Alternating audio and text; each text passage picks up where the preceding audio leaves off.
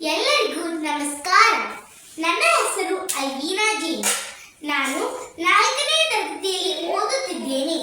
ಇಂದು ನಾನು ಪೋಷಕರ ಮಹತ್ವ ಎಂಬ ವಿಷಯದ ಬಗ್ಗೆ ಮಾತನಾಡಲು ಇಷ್ಟಪಡುತ್ತೇನೆ. ಪೋಷಕರ ಮಹತ್ವ ಎಂದರೆ ಮಕ್ಕಳ ಜೀವನದಲ್ಲಿ ಪೋಷಕರ ಪಾತ್ರ ಎಷ್ಟು ಮುಖ್ಯ ಎಂಬುದಾಗಿದೆ. ಪೋಷಕರು ತಮ್ಮ ಮಕ್ಕಳ ಸರ್ವತೋಮುಖ ಬೆಳವಣಿಗೆ, ವಿಶೇಷವಾಗಿ ಶಿಕ್ಷಣ ಮತ್ತು ದೈಹಿಕ ಮಾನಸಿಕ ಆರೋಗ್ಯದಲ್ಲಿ ಮಹತ್ವದ ಪಾತ್ರ ವಹಿಸುತ್ತಾರೆ. ಬೆಳೆಯುವ ಸಿರಿ ಮೊಳಕೆಯಲ್ಲಿ ಎಂಬ ಗಾದೆಯಂತೆ ಮಕ್ಕಳು ಜೀವನದಲ್ಲಿ ತಮ್ಮ ಪೋಷಕರಿಂದ ಪಡೆದ ಮಾನವೀಯ ಮೌಲ್ಯಗಳು ಜೀವನದುದ್ದಕ್ಕೂ ಕೇವಲ ಜೀವನೋಪಾಯ ಉದ್ಯೋಗಕ್ಕೆ ಮಾತ್ರವಲ್ಲ, ಸಾಂಘಿಕ ಜೀವನ ಹಾಗೂ ಉತ್ತಮ ಸಮಾಜದ ನಿರ್ಮಾಣಕ್ಕೆ ಸಹಕಾರಿ.